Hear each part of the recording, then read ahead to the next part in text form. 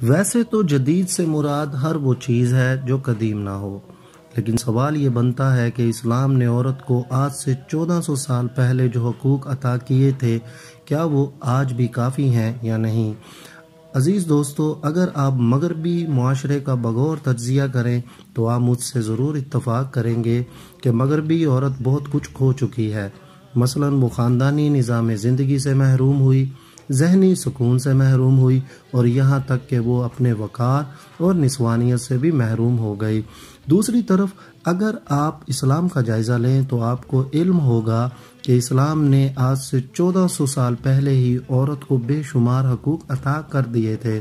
قرآن مجید کی دوسری سورت سورہ بقرہ کی آیت نمبر 228 میں ارشاد باری تعالیٰ ہے کہ عورتوں کے لیے بھی معروف طریقہ پر ویسے ہی حقوق ہیں جیسے مردوں کے حقوق ان پر ہیں، البتہ مردوں کو ان پر ایک درجہ حاصل ہے، اور سب پر اللہ غالب اختیار رکھنے والا اور حکیم و دانا موجود ہے۔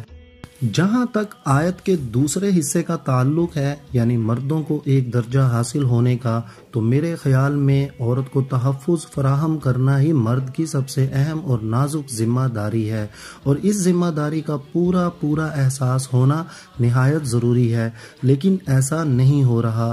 اقبال نے کیا خوب کہا ہے، نے پردہ نہ تعلیم نہیں ہو کے پورانی، نسوانیت زن کا نگہبان ہے فقط مرد۔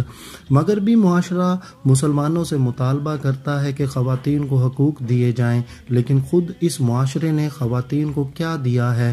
یہی کہ عملی طور پر اسے داشتہ اور طوائف کی سطح پر لے آیا ہے، عورت کو ایک ایسی شے بنا ڈالا ہے جس سے مرد لطف اندوز ہوتے ہیں۔ آرٹ اور کلچر کے خوبصورت پردوں کے پیچھے اس کا اس قدر استحصال کیا جاتا ہے کہ مثلاً وہ جنس کی متلاشیوں اور کاروباریوں کے ہاتھوں میں کھلونا بن کر رہ گئی ہے، جس کا وہاں کی عورت کو احساس بھی نہیں ہے۔ عزیز دوستو، میں اپنے مذکورہ موضوع پر آنے سے پہلے یہ ضرور بتانا چاہوں گا کہ اسلام نے عورت کو کون سے اہم حقوق سے نوازا ہے جو اس کے پاس پہلے موجود نہ تھے۔ نمبر 1، اسلام میں عورت کو مذہبی اور روحانی حقوق حاصل ہیں۔ مثلا اسلام میں جنت کے حصول کے لیے جنس کی کوئی شرط موجود نہیں، جبکہ مغربی دنیا میں اسلام کے حوالے سے غلط فہمیاں موجود ہیں کہ اسلام میں جنت کا تصور صرف مرد کے لیے ہے، عورت کے لیے نہیں۔ اگر عورت اپنے تمام تر فرائض کو اسلام کے مطابق ادا کرے تو یقیناً جنت حاصل کرنے میں کامیاب ہو سکتی ہے۔ اسلام نے تو یہاں تک عزت دی ہے کہ جنت کو ماں کے قدموں میں رکھ دیا ہے۔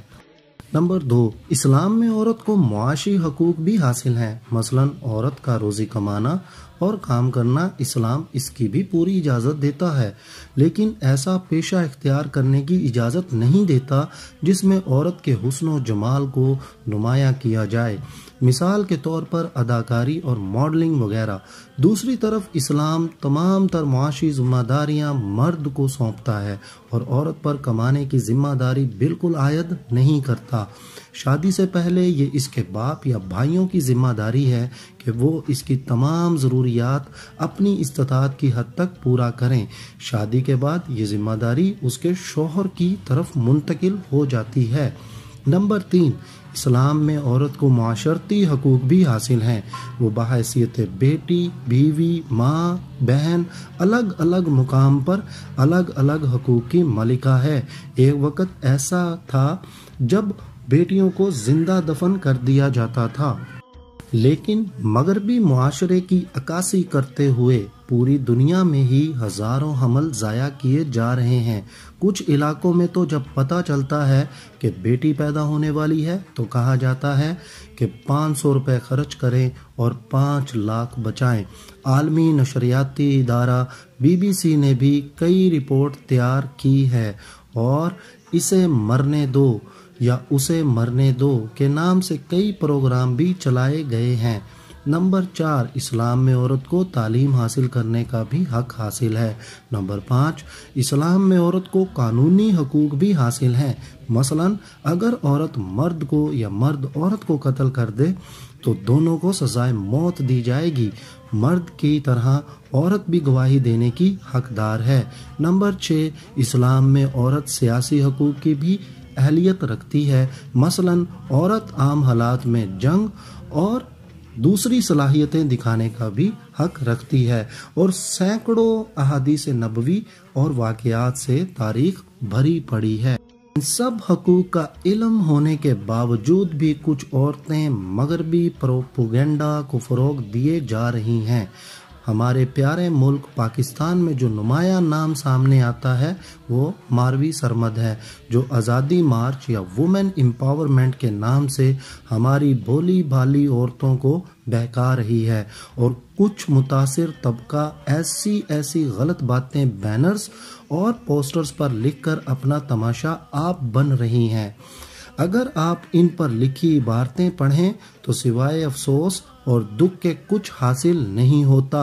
मैं उन बैनर्स पर लिखी हुई बातों को यहाँ पर करना भी मुनासिब नहीं समझता हूँ।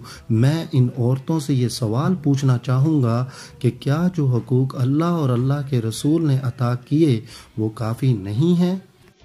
काश हमारी औरतें अपने बैनर्स और पोस्टर्स पर ये अल्फाज रकम करके निकलती कि इस्लाम ने मुझे जीने का पूरा हक दिया है, मेरा घर मेरी जिम्मेदारी है, मेरा शौहर मेरा हम सफ़र है, मेरा जिस्म अल्लाह की इमानत है और शौहर हकदार है, दीन इस्लाम मेरी पहचान है, मुझे आज़ादी नहीं तहफ़्फ़ुज़ चाहिए, मेरा शौहर मेरा दोस्त है, मेरा हमराज है, मेरी इज़्ज़त है, हया मेरा जेवर है, मेरा शौहर मेरा मुहाफिज है, मुझे घर की मलिका बनना पसंद है, मेरे बच्चे मेरी जिम्मेदारी हैं और मेरा घर मेरी सल्तनत है।